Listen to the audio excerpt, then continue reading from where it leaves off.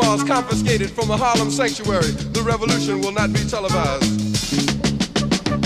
The revolution will not be brought to you by the Schaefer Award Theater and will not star Natalie Woods and Steve McQueen or Bullwinkle and Julia.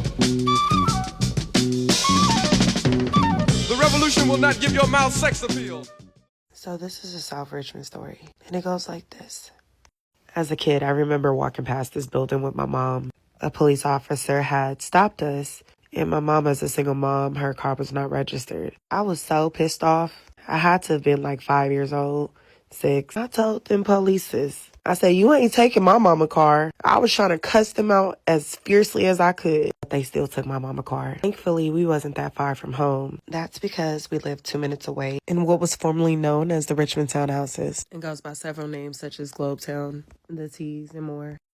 But that was my home, and I made a lot of memories there. What I didn't know was the history behind all of it. During World War II, Richmond exploded with opportunities. People came from all over. Black people, Filipino, Latin America, Asia, and so many more. Workers came from all over to help with the shipyard. Just because they came to help doesn't mean that they were welcome. There was a ton of segregation. But Black people and immigrants had limited options. Yeah, they were promised work, but they were not promised equal treatment. They were not allowed to just stay in any hotel. Most hotels did not let immigrants or Black people in their hotels. They had to stay at the International Hotel in Richmond, California. This hotel was very small, crowded, but it was one of the very few hotels where Black workers could actually sleep. Some people couldn't even get a room.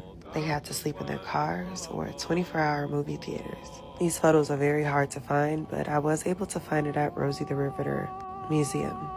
Google doesn't really show you that many photos. The International Hotel for Blacks, the old historical hotel, can be found on 396 Ethel Dodson South Street, formerly known as South Street. Not many years ago, the hotel was actually burnt to the ground. This wasn't just a hotel. This was a safe haven for our ancestors. It was a hub of life where workers could actually get some rest after working a long shift. After all, they did come here to work and to help with the war. This is where workers gathered, shared meals, and organized labor rights.